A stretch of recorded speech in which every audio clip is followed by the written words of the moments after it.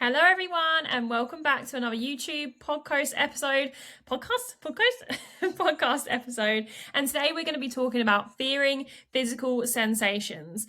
What I want to start with is everything that I talk about in these YouTube podcast episodes is things that I have experienced myself. So when I'm talking about this, it is coming from first-hand experience. It is not just a medical practitioner who's never experienced it. I've literally lived this, and I'm always sharing my own experience. I work with clients day to day. I see what happens. I see the cycles. I know the patterns that are happening in the brain. I know what your brain is saying. And so when I talk about this, I wanted you to know I resonate so much, right? And today I want to talk about those physical sensations, those kind of like the fear of being dizzy, the fear of being hot, the fear of being sweaty, constantly having headaches, constantly worrying about if your heart rate is too high, constantly feeling like your body is just absolutely exhausted. And then that creates more panic, which creates more exhaustion. And it's just like this literal constant cycle. So where you are right now is you are constantly checking, and you are constantly checking your body. And this can sometimes be described as health anxiety. It doesn't necessarily have to be health anxiety. You might just constantly go out to busy places, public spaces, situations that feel dangerous, and then you feel dizzy, you feel unwell, off balance, like you're constantly scanning your body, like you don't feel like you're there. DPDR, like where you derealization, it's called, where you disconnect from the situation. And that then causes you to panic, right? You go into anxiety, you go into panic. And it's this vicious cycle, right? Because not only do you get the physical sensation and that scares you, your brain's learned that this physical sensation is dangerous, and then you go into this fight or flight response. Your adrenaline gets activated, and that adrenaline, that fight or flight response, literally creates more physical sensations, right? So it's this constant cycle that it's hard to break, because you're constantly scared of sensations, which creates the fight or flight, which creates more sensations. And let me tell you now, anxiety and panic attacks, fight or flight, whatever we want to call it, adrenaline response, can create the craziest of physical sensations. You are not crazy when you think about these physical sensations, and anxiety is causing that. I say that because I used to think there is no way that anxiety can create this. There's no way. And like, I'd go to the doctors, I'd go to certain situations, and people are like, oh, it's just your anxiety. That, for one, does not make it any less of a physical sensation. Just because it is anxiety causing your headaches, causing your stomach aches, causing your dizziness, causing you to be hot all the time, it doesn't make the sensation or the physical experience of that any less than. Just because someone says, oh, it's anxiety, doesn't mean it feels any less. But let me tell you now, it is, right? Your brain has learned that these things are dangerous, right?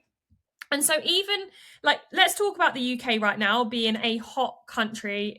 We're not normally hot like this, but the summer we've just had has been heat wave after heat wave. And I know so many people who struggle with anxiety and panic attacks, especially health anxiety, who have absolutely hated it. Because as soon as they feel hot, it replicates a panic attack. Because panic attacks, you feel hot, you feel sweaty, you get that kind of like sticky feeling. And so they fear that, and they're constantly fearing the fear of panic. Physical sensations literally create panic to their brain. And that is dangerous, right? So it's this constant cycle. And I think that is so important to share, because if you are constantly fearing and avoiding being hot, going a little bit dizzy, heart rate going up, or needing to feel 100% perfect before you do anything, that becomes a very controlled, a very small life. Exercise, you don't do it. You don't like your heart rate going up. You avoid places where you might be hot, or you might have to take an emergency kit with you. And this is something that I used to do all of the time. My emergency kit would have headache tablets in. It would have wind tablets in case I got trapped wind. It would have digestion in case, or Imodium in case I pooed myself. Like, it was just constant. I was so fearing these physical sensations, and I was scared of what might happen, and I didn't think I could handle it, right? I didn't think I could handle these sensations. So I had to have all this backup stuff, right? I had to make sure that I was feeling 110% before I'd go anywhere. I constantly scanned my body. I made sure that I was all right all the time. And all of these things literally confirm to your brain that, one, physical sensations are bad, and two, you cannot handle what comes from those physical sensations. And so if your brain believes those two things to be true, and you're constantly, doing actions that confirm it, you get stuck in this cycle, right? And what's actually underlining that, the belief that's underlining, I talk about beliefs all of the time, is something is wrong with me. If you are living from a place of something is wrong with me, you are going to constantly be checking your heart rate, constantly be making sure that you're not too hot. Like, your body and your brain is on scan mode, it is on alert mode constantly. And you get absolutely freaking exhausted because it goes like this, right? And I'm going to repeat this again. Physical sensation happens. Brain learns that this is dangerous. This cannot happen. Like, this means that there is danger around the corner, which then goes into fight or flight mode activated. Your brain is already in alert, but then it goes into deeper alert, right? Which is panic attack, and potentially the worst case scenarios for you. Then you get more sensations and the cycle stays stuck. And we have to break that cycle. And I'm going to talk about that in a minute. We're going to talk about that in a minute. I'm going to talk about how we can actually break that cycle. But let me tell, like, the first bit is to just resonate with you, right? When you are feeling like this, it feels like a never-ending cycle. It feels like something that you cannot break. And I just want to say that I am here with you. And I give you this space and understanding to just resonate with you, because I was the same. I was completely the same. And I would literally spend half of my life trying to problem solve sensations so it would kind of try and break the cycle. So I would constantly do like ear candles, right? I learned that ear candles were, the wax in your ear. If I got rid of the wax of the ear, then I would be less dizzy and off balance, right? And I would always wear like loose clothing, always make sure that I was dressed for the weather, check in the weather ahead of the time, because I just didn't or couldn't bear to be hot or dizzy. And I would always take my emergency kit, my handheld fan, like everything was in this emergency kit, so that if a physical sensation come on, I would completely problem solve it there and then, right? Completely straight away. I would have constant massages because I didn't want to get headaches, because the headache would lead to panic, which would lead to anxiety and all this stuff. It was this vicious cycle. And I'd get more sensation, then I'd get more exhausted, and it was just this cycle, right? But every time that I would do anything like that, or maybe I'd do yoga to relax a little bit more, maybe I'd do ear candles, loose clothing, all of these things, I was confirming to my brain that I couldn't handle it and that physical sensations were dangerous or bad, however we want to label it, right? And so it keeps you stuck in the cycle. Now let's go on to what actually breaks that cycle. We break the cycle. It's possible. It can happen. Because I just want to clarify, you are a human being and you are going to experience physical sensations. You might get up too quickly and you might go a little bit dizzy. You might go and exercise and your heart rate starts beating in its fastest. Like, this is life and this is called being a human. But if your brain at the moment fears that physical sensation, that is something that cannot happen for you. It's a cycle. It feels so dangerous. And so we want to break that today. But what is underneath all of this, like underneath the actual fear of the physical sensation, is a fear that, there's a belief that I can't handle this. I can't cope with this feeling, right? Because those physical sensations lead to panic. And I can't handle that, right? That's what I used to believe. I cannot handle this. I do not have trust. I do not trust my mind or my body.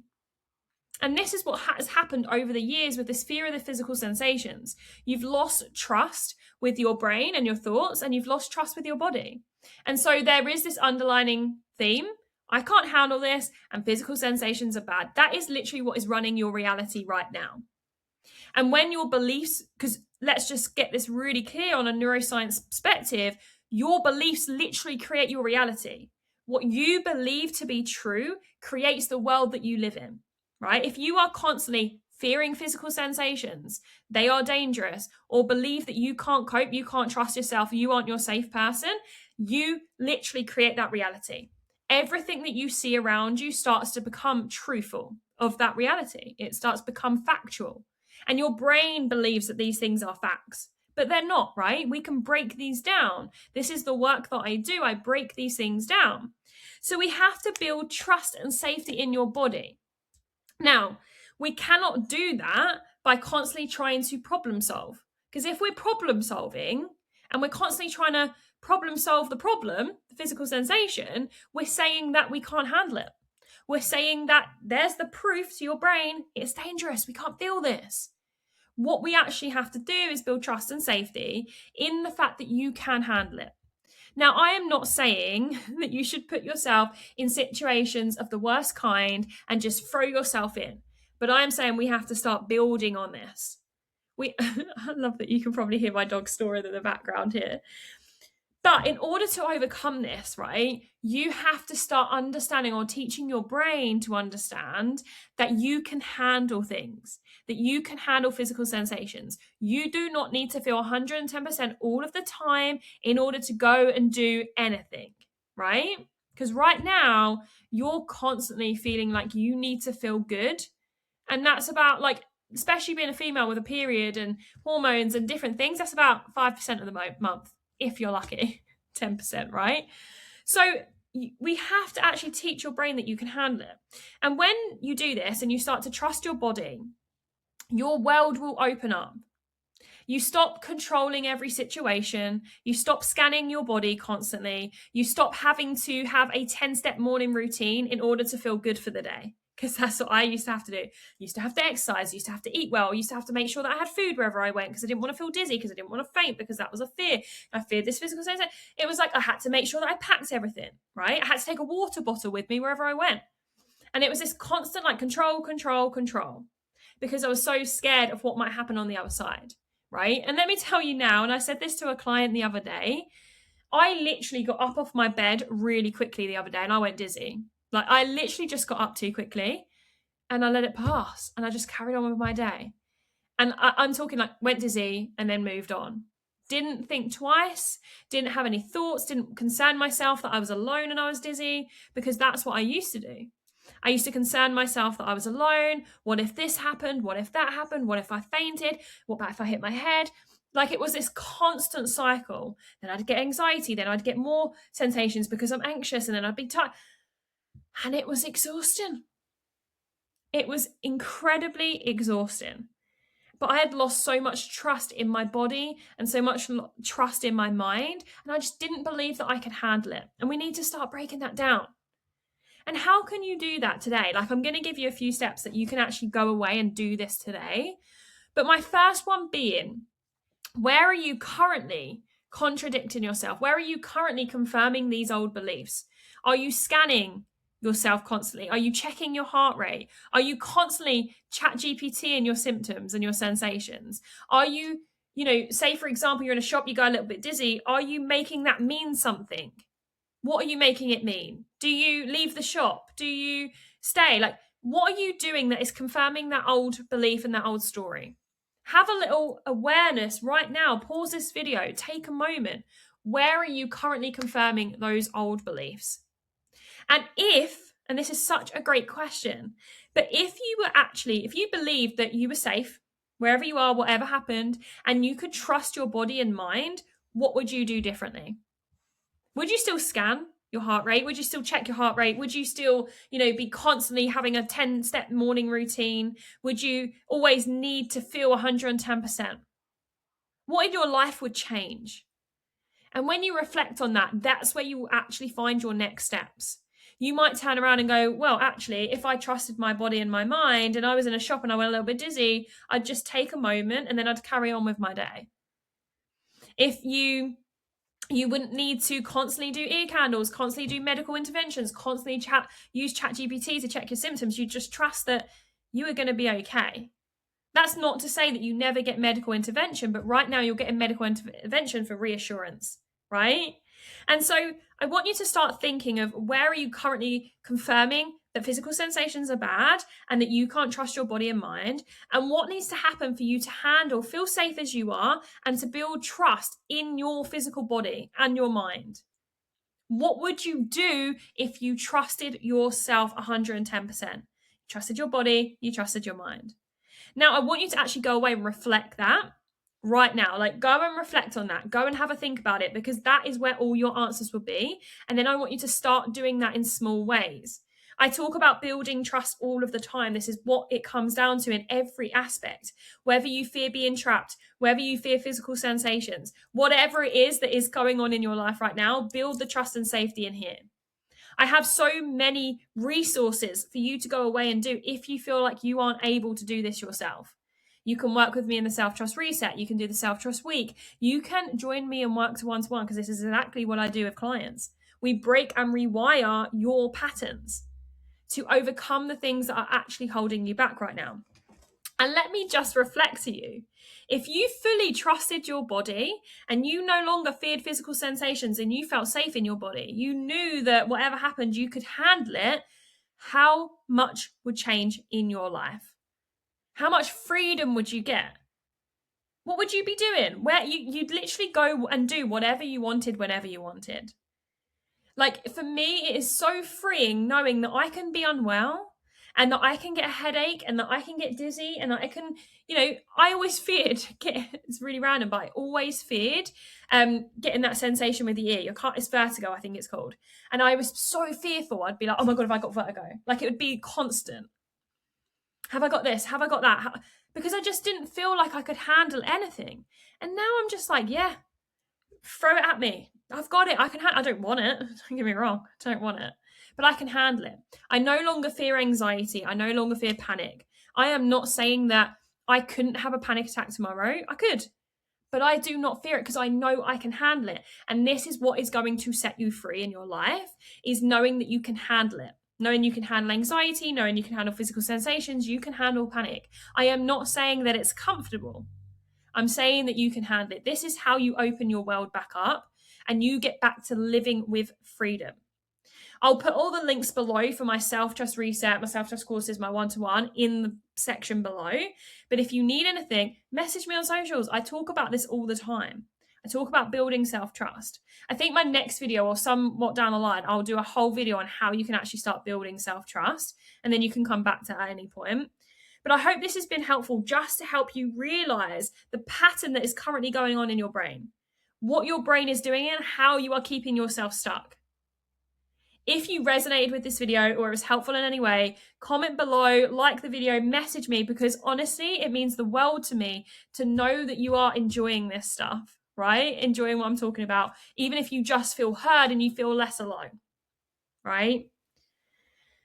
Anyway, you can tell I get really passionate about these videos, but I'm honestly excited about the next one. I'm excited about filming these. I'm not really structuring them. I'm just talking about what I do day to day, everything I talk about with my clients, everything that I experience myself. And honestly, hopefully you enjoy it. But yeah, like I say, if you have anything you want to mention to me, if you want any questions about what I do, please pop me a message on socials. You can find me on Instagram as Ashley the Anxiety Coach, TikTok, different places. But I will see you all in the next video, guys.